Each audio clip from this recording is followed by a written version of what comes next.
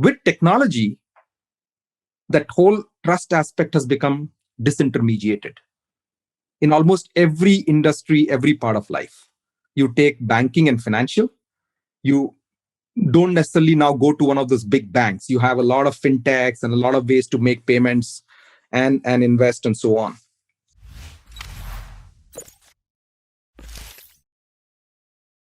Can you share with me a little bit? How did you first get into technology? So a little roundabout way. I was in technology, then I moved out of technology, and then I came back to technology. So I did my undergraduate from one of the premier institutes in India. It's called the Indian Institute of Technology, IIT. Very competitive entrance exam. People, put in a lot of effort to get into it. Very small entry ratio. So less than 1% of people who apply actually get in. Wow. So pretty competitive. So I managed to get in because I was good at math and science and all the right things when you're growing up. A couple of years into it, I realized, look, I actually interested in a whole lot of other things outside of my engineering discipline, right? I was interested in people. I was interested in management and business and doing cultural programs and debating and all kinds of stuff, right? So I said, listen, maybe I should get into MBA after this. So I then went on to do my MBA from another premier institute called IIM, Indian Institute of Management, Kolkata. And then I went into actually a sales and business career with a consumer product company. It was a paints company. My initial job was in a paints company. Then I moved back to technology because, late 90s, so I'm dating myself here, right? Late 90s is when, the telecom sector was booming in India. And I'm talking about India right now. And some of these telecom majors had come in, wireless technology was coming in, cellular technology. I joined Nokia. Okay? Oh, cool. When they were just setting up shop in India. And that was sort of getting back into technology. But the real technology services, the way we talk about, was after that, when I joined Infosys. So that's when the whole internet wave was happening, Y2K was happening. You're probably familiar with the term Y2K, right? All the systems in the world were supposed to come crashing down on Yep. December 31st, 1999, because they had not been, the year had not been coded correctly, right? So that led to a boom in technology spending. I joined Infosys. I came to the US as part of that. And since then, I've been part of the technology waves, right from the dot-com boom and bust, internet, mobile, now, of course, a whole lot of emerging technologies and so on, but with a business mindset. So yeah, that's really interesting. So I'm sure you kind of had an interesting look at the dot-com boom and bust, being able to have the business perspective of like, wow, this seems like a lot of companies are overvalued. Yes.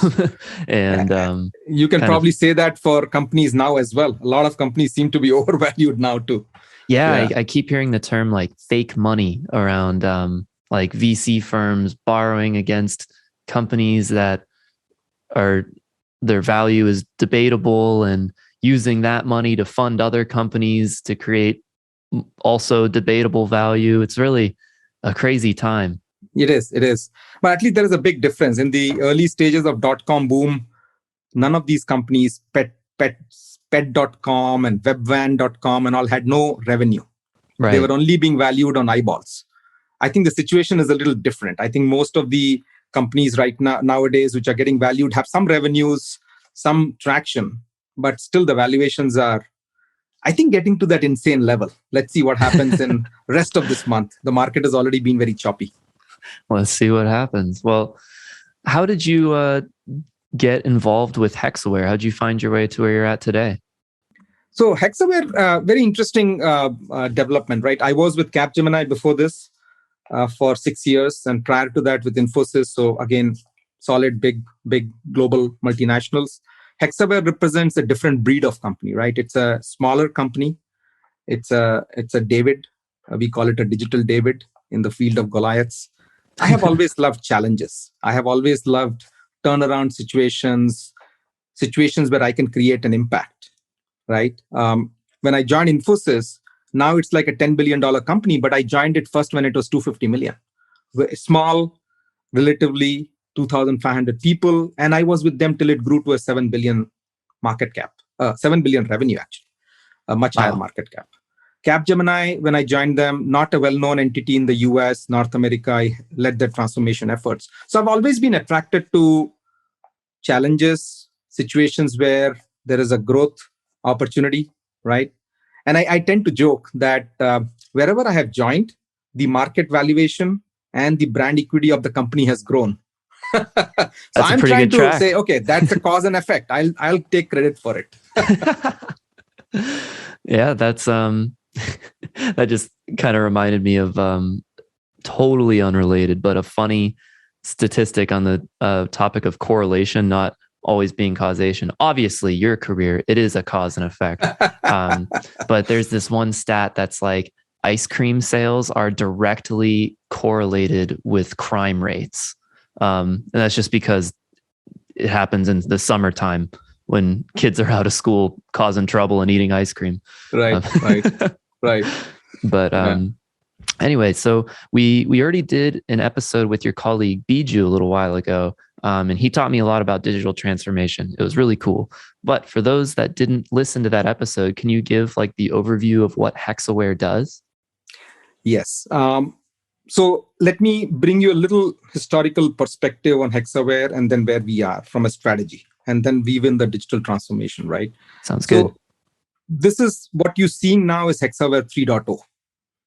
Okay, Hexaware has been a company which has been around for close to 30 years now. But for the first, I would say 22, 23 years, it was focused on regular services. Okay.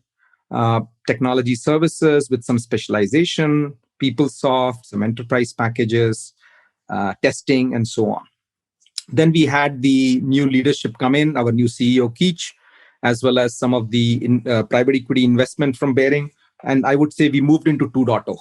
And the 2.0 was based on understanding some key emerging technology trends like automation and the whole tsunami which was going to come for automation across different parts of the enterprise.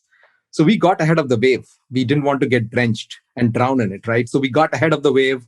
We started investing way back in 2014-15 on capabilities and hiring and solutions along that. And then we picked up cloud as well, right? So we understood that there was a huge trend towards cloud, and we needed to have the right kind of alliance partnerships with Microsoft and so on, and have our capability. So I would call that as Hexaware 2.0, focused on solutions, right? Solutions on automation, solutions on cloud.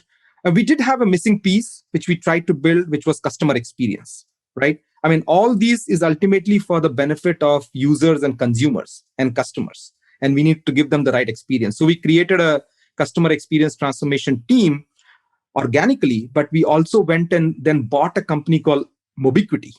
It's into the design space, and it also does cloud native engineering. So it is a very unique kind of asset that we acquired, and now it forms part of our customer experience pillar. So that was the third set of solution. Early this year, we restructured ourselves, and now we've got a sort of a sharper focus on what our future is going to be looking like. And that's around platforms. And I would call that as 3.0, Hexaware 3.0. So Hexaware 1.0 services, 2.0 solutions, 3.0 platforms. And that platform is based on a cloud migration platform we have called Amaze, customer experience platform, which is Mobiquity. And we have an automation platform which works across the enterprise, which is called Tensai. And this is aligning with whatever our customers are doing. They are also trying to become product and platform companies, right? Now, the way we are structured this, obviously, these are the platforms, but we have some service lines which are there to provide transformation capabilities. And Biju and I lead one of them, which is called Digital Core Transformation, which is helping enterprise modernize, helping them become more cutting edge in terms of integration, enterprise architecture, better data and data modernization, essentially helping them leverage all the new emerging technologies and architecture. Cool. So in the digital core transformation, you're using all three platforms to help companies like transform across the board? Yes, although these platforms can be used independently and there are service lines which are focused on them, but you can look at digital core transformation as bringing a whole bunch of it together for enterprise transformation, especially for the internal kind of employees and users. That's really cool. So is that where you spend most of your time today? So I actually wear three hats. One of them is leading the service line, which is, as I said, relatively new. We restructured ourselves this year. I also lead a vertical business unit for Hexaware, which is focused on high-tech platforms and professional services. So these are companies like the big four firms. These are companies like the high-tech platform firms on the West Coast. So we have a business unit focused on these companies as a domain. And we call it the trust-based industries and the technology-based industries, right? And we see a lot of symbiotic relationship between trust and technology. And the third hat I wear is leading our management training program globally. So we hire fresh MBA graduates from tier 1 and tier 2 schools around the world, and we give them a sort of a head start in becoming future leaders of the company. That's really cool. One thing I wanted to dig into there, you mentioned the trust-based and technology-based. Can you expand? What does that mean? Sure. Yeah. So I think there are authors and speakers who have gone on record to say that the currency of the modern economy is trust. And I have a point of view on it. The point of view I have is there are three waves of trust which have evolved. So think back 100, 200 years ago, agrarian economy, small communities, and you used to trust the local doctor or the local, person who had the money to lend. They would take the decisions and you would say, yes, I mean, we trust this chief or we trust this person. So it was more people-based trust.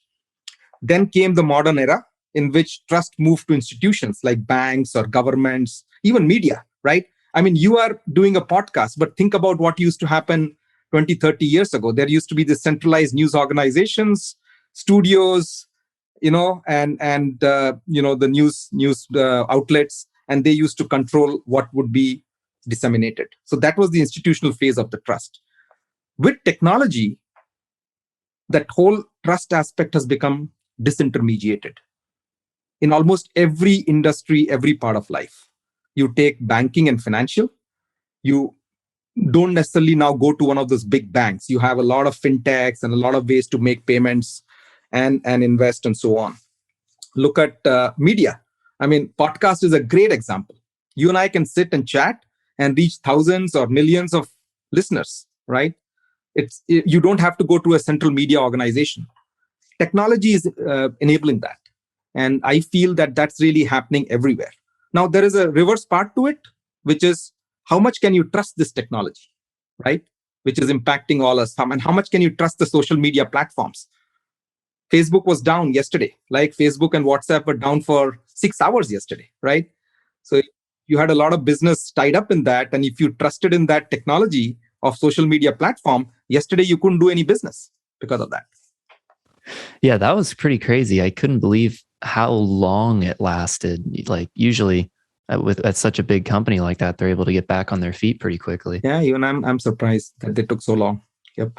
Some people are going to lose their jobs in that Facebook. Yeah.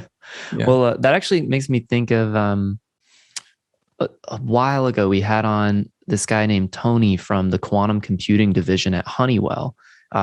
And I don't know if you remember, but they made some headlines that they came out with the fastest quantum computer in the world at the time, which we were very lucky to interview him like the day after they announced that. And it was really cool. But he was talking about how we're in like the building trust phase with quantum computing, because quantum computers eventually are going to be used to solve problems that are impossible to solve on any other machine. And when we get there, we're going to have to trust that the answer is right.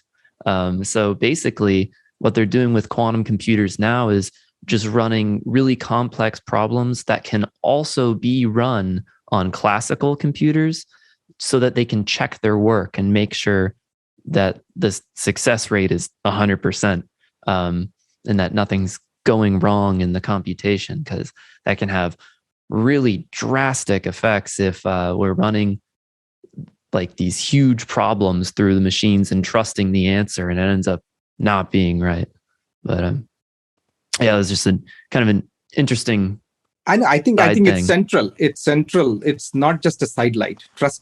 Being able to trust new technology is going to be central, right? And forget going towards quantum computing right now. That's still in the future. Yeah. Even today, AI algorithms which go into artificial intelligence tools are making a lot of decisions Yeah. which are opaque to people. There is a whole focus on something called explainable AI. Which country are you based out of, Adam? I'm in the US. I'm in Orlando, US. Florida. Okay.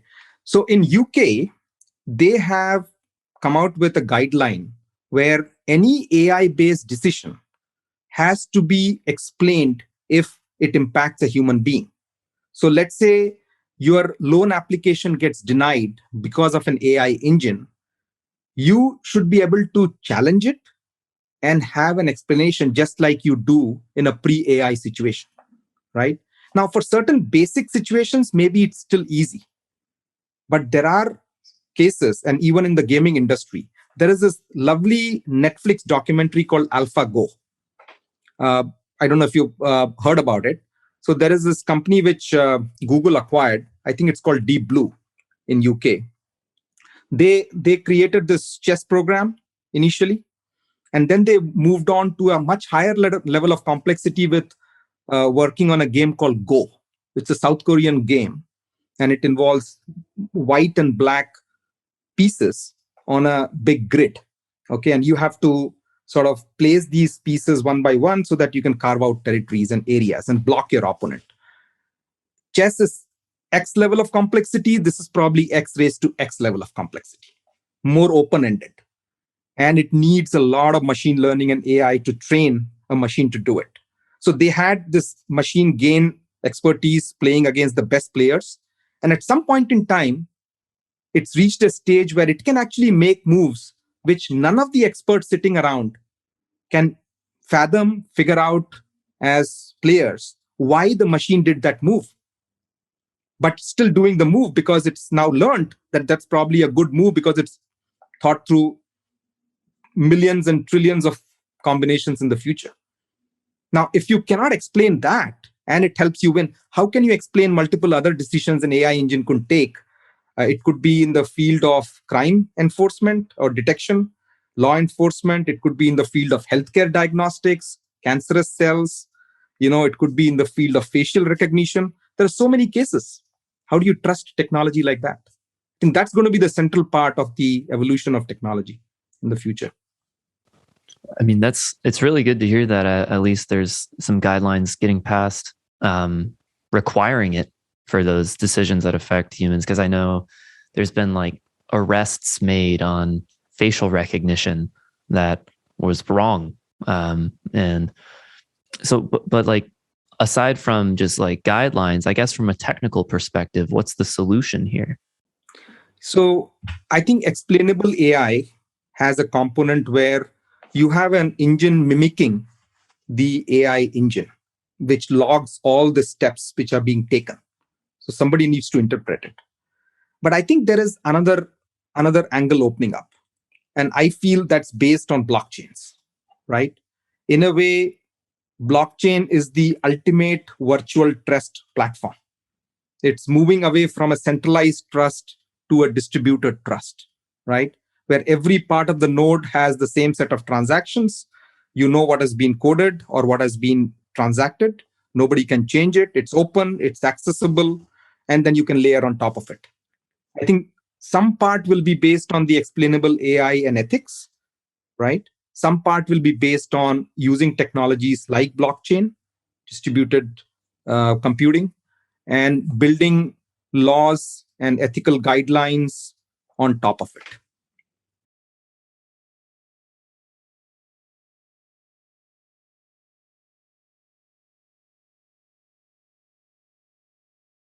Yes. Aren't we all? Yes. Yeah. Yes. Yeah.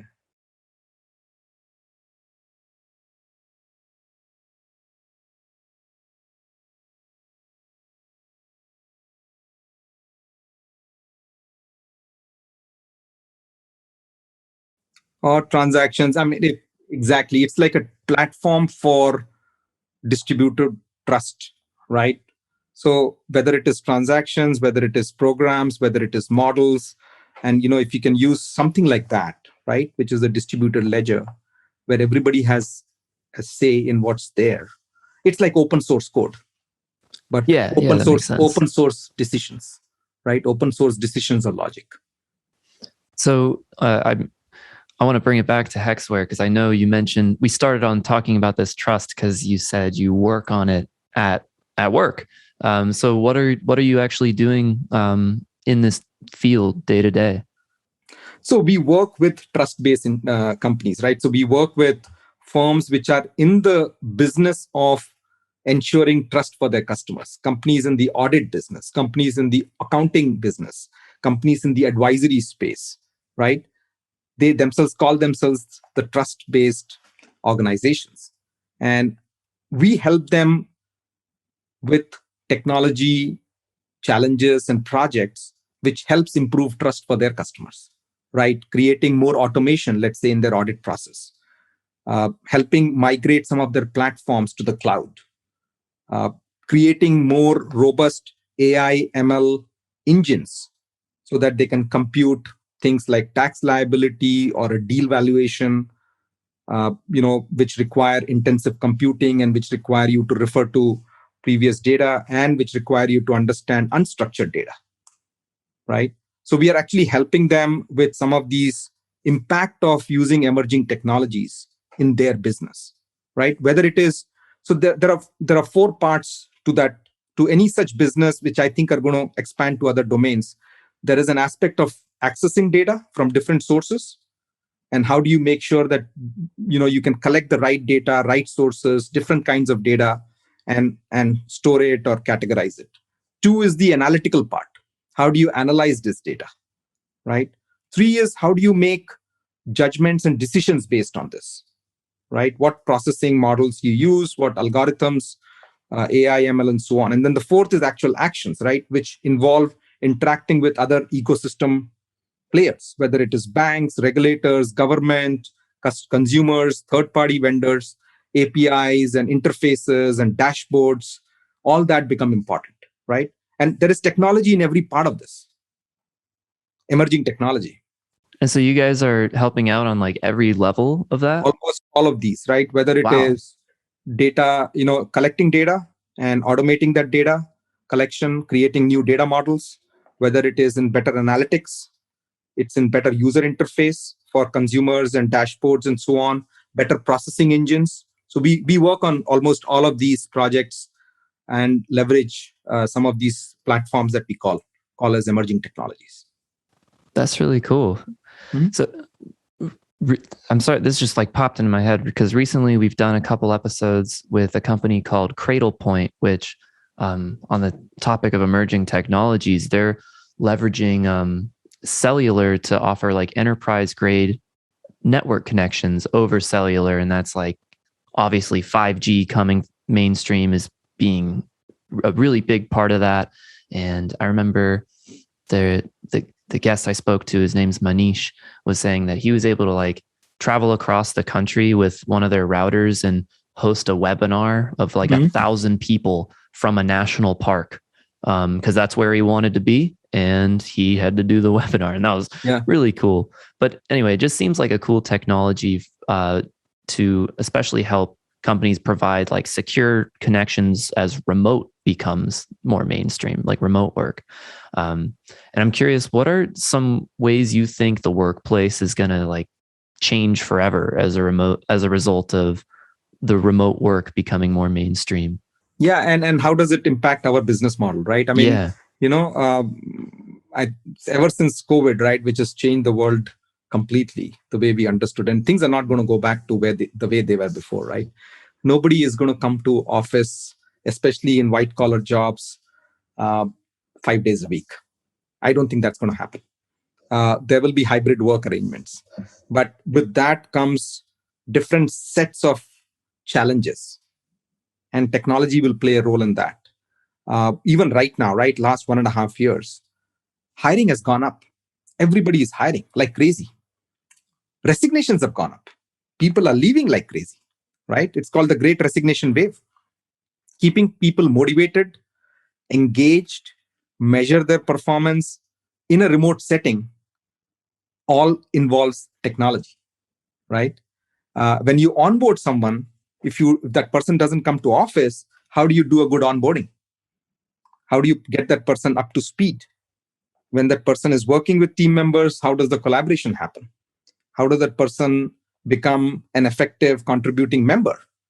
When that person leaves, uh, how do you sort of have the exit ramp, right? And how do you measure performance in this situation? How do you, especially there are certain roles and jobs which also require privacy and security, right? A lot of our business process services industry, which is remote transactions and remote processing of, let's say, credit card details, or billing data and claims processing and so on, they require access to private information. And you, in a setting like working in a single office, it's more easily affected because you can put in place physical controls and network controls to make sure there is no unauthorized copying of data, no divulging of trade secrets and so on. But how do you do that when people are working from home? What technology tools can you use? So we have put in place certain models, whether it's the cameras in the laptops, whether there is a mechanism to sense whether there is a mobile phone nearby or another screen, how active the person is on the screen, or is there a lull, and if you can lock that screen, if you think there is unauthorized access, and different ways of using technology to sustain this model. I feel we will be in a hybrid work model, which is going to be great for people from a family perspective and being able to have balanced lives. And everybody will have to retool their business models.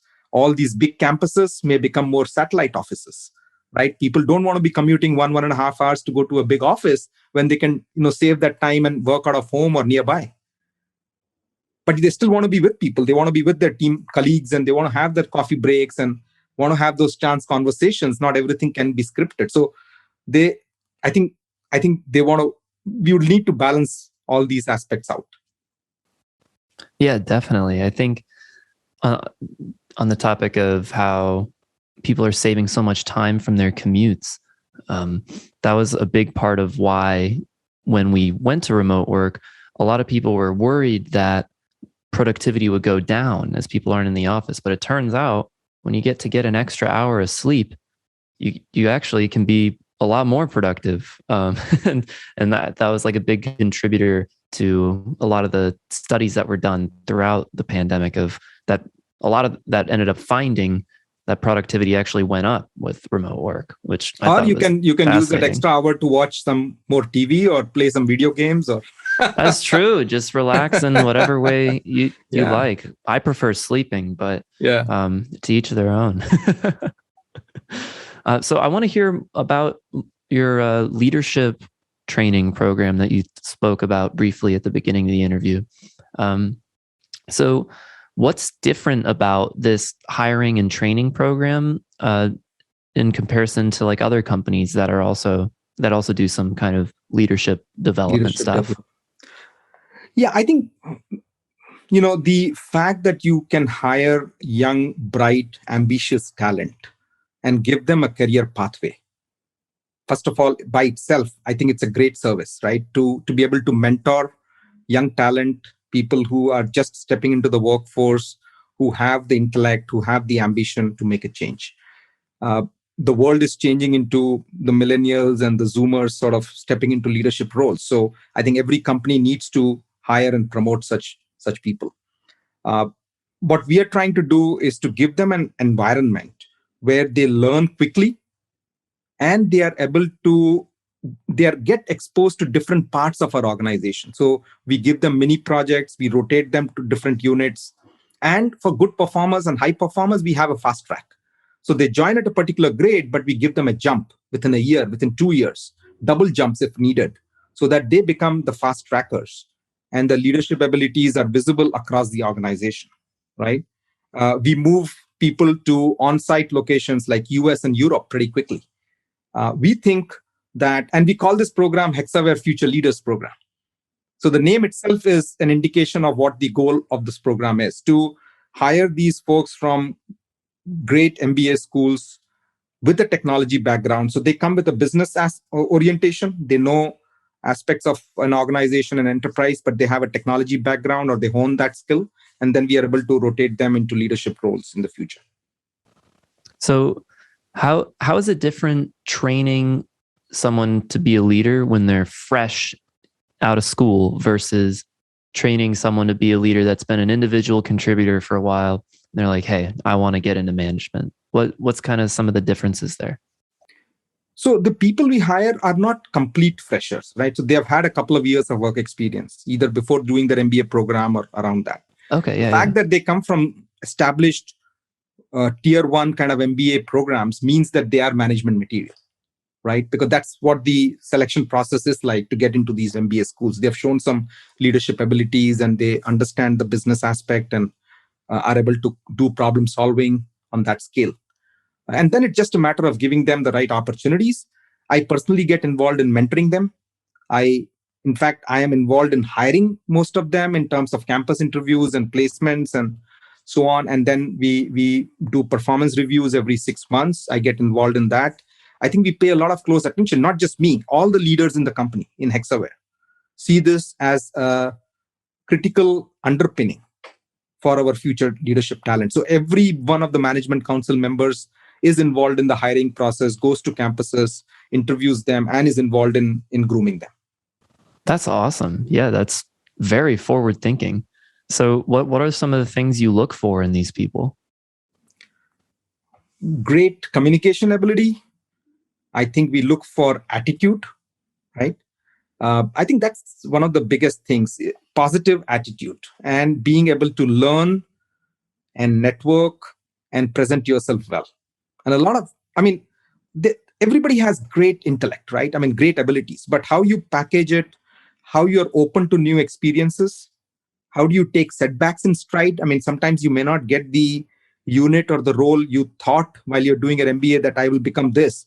It doesn't happen right away. You have to go through a process. And how do you take those learning experiences and become more effective in your role? I think you can sense that. You can sense that with some people who are fast trackers, their ability to be, quick, at the same time, be mature and patient. So one question I like asking on the podcast is so obviously this isn't you directly, but these people that are coming in, when you're new at a company and you are given a leadership role, how do you establish yourself as a leader among your team and your peers? Yeah, and that question probably applies to every level, right? Sometimes you get, I think there is an aspect of capability. At the same time, there is an aspect of leadership by example. The only way you can get credibility among your peers is by showing that you have what it takes and you can help them, right? You roll up your sleeves, get involved in a deal or an opportunity, get involved in creating a solution, working on a bid. You throw yourself into it, show that ability to take things on, take the challenges on. I think others will automatically gravitate to you as a leader, right? Yeah, that makes sense. Leading by example is obviously like the most powerful thing you can do. Watching someone do something is a lot more powerful than hearing them tell you to do that. And Adam, you've seen it in every organization. You became a leader yourself, you said, right? You've worked through this. I think you can give somebody a role and a title. That doesn't automatically make someone a leader. Right. A leader emerges based on their ability to take ownership, learn, and lead others by example, right? And I feel that if I see somebody doing it, if I see an individual exhibiting this, I know that person is a future leader, whether or not that person has the title or the level right now or not. And I would like to do whatever I can as a leader in the company to groom that talent and to encourage those set of people. That's awesome. So what would you say was like a really impactful lesson that you learned early on in your career from like maybe an early failure or challenge that you came up against? Yeah, no, that's a always these failures are the ones which become stepping stones for future success. And I have had a few, right? I mean, and I don't think there's anybody who doesn't, right? And you need to learn from it and step on it to take it forward. Uh, I would say being patient is one of the lessons, right? Uh, you may think you have it, you may think that role is yours, or but you need to be patient, right? And sometimes disappointments do happen. Wait it out, right? Uh, Sometimes you may end up with a wrong boss. Sometimes you may not. Somebody else whom you think is not qualified may get promoted over you. Sometimes you may end up with a role which you really don't like. But career is not a sprint; it's a marathon, right? And everybody has a 30, 40 year sort of years ahead of them in terms of the career. Maybe you will do two or three different kinds of careers, right? So you need to have patience. You need to learn with each experience. You need to don't burn bridges, right? While be patient, don't burn bridges, and use every experience as a learning stage in your career growth. And seek out mentors. I think that's the other thing I learned is always seek out mentors. They may not be in your direct line of hierarchy, but always seek out mentors in your network. Do you do mentoring with people at your company?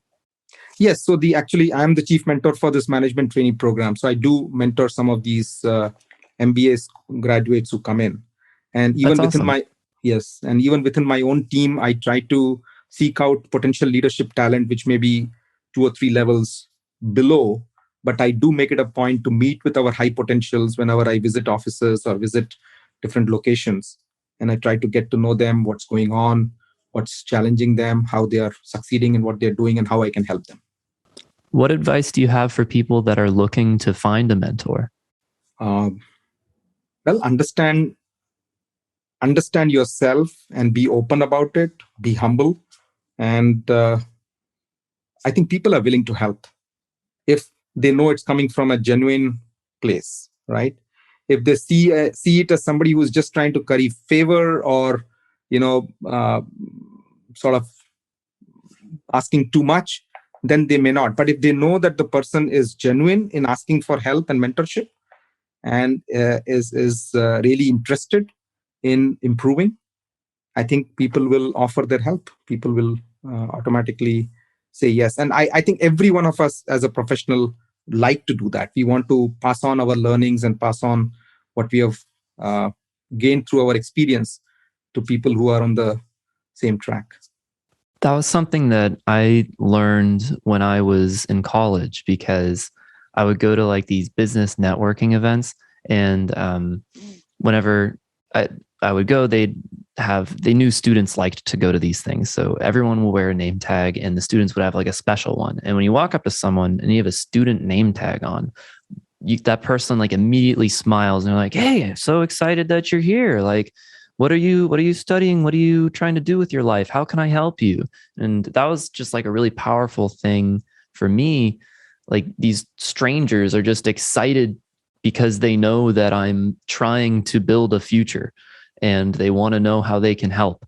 And that was just, I don't know, a really kind of them. And Absolutely. and I not to say that this only extends to students. It's just that they knew I was in that position because I was a student. I mean, I feel like as long as you're vocal about like, "Hey, I'm working on this area of personal growth," that same kind of logic applies, that people see that and they're like excited about that and excited to help you. Yeah. In fact, I just dropped my son off at college. He's just starting his undergrad. He's a freshman, and recently, and I went to one of these events where the particular unit, yeah, the school he joined, they're having their session to welcome the freshmen and some of the alumni. And you could see a similar spirit of mentorship, right? We met, they saw my son, they sort of offered, the dean was there, the undergraduate dean was there, some of the faculty members were there, the career and placement office people, and almost everybody, and there were some alumni as well, right? Uh, and you could see that that whole aspect of mentorship is what is going to help these students, and they were ready to offer. They came out and said, hey, you should, are you looking at this? How are you looking at internships? If you need to contact me during office hours. So that happens in academia, that happens in student life, and why shouldn't it happen in corporate life, right? And we are trying to enable that in Hexaware. Apart from me being one of the mentors, for every HFL, we have assigned a mentor who's from a different unit than what they work in, so that they can generally, speak about their career aspirations, frustrations, ability to navigate, and figure things out and see what makes sense in terms of the career roadmap. And we have that as a first year mentorship and second year mentorship. Wow, that's really cool. And I'm sure that really helps to keep from the different parts of your organization getting siloed as well. Absolutely. That is one of the key motivators for that. Yeah. That's awesome. So what's one thing that you're learning right now? Like what's something that's challenging you and you're learning to overcome that? I think it's a lifelong learning process, right? Yeah. In fact, I just finished a course on AWS cloud certification.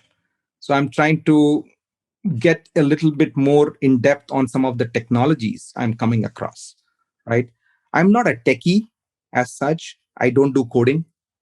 I'm not involved in the actual software development process. I do understand what's going on. I have a good view of the trends and what's shaping the business models and consumer requirements. But it also makes sense to understand some of the underpinnings. So I'm trying to make sure, and the technology landscape is changing every minute, every hour, every day. Whether it is blockchains, I have invested quite a bit of my own time trying to understand what's going on in the world of blockchain. Okay. And how different currencies are there, and not just currencies, but things like decentralized finance and so on. So I'm trying to spend some time trying to understand the impact those technologies will have on the future of business, right, and personal lives. Similarly, I'm trying to understand what's going on in the cloud world, the whole digital transformation aspect, right, and how things like AI, ML, and trust in technology, and how that is shaping up. So I'm trying to spend more time on learning some of these concepts, and that's one of the areas where I'm challenging myself. Uh, and of course, the organization challenges on how to grow, how to groom talent, how to retain talent. That's my other biggest area of focus. Nice. So before we wrap up, there's one thing I want to hit on because I have it in my notes that you have your own podcast. Can you tell me a little bit about that? That's right. That's right. Yeah, I think we talked about it in our briefing, right? Yeah. So it's a side hobby, but it's something which I'm very excited about with what I can do with it in the future. So I just finished one season, 15 episodes.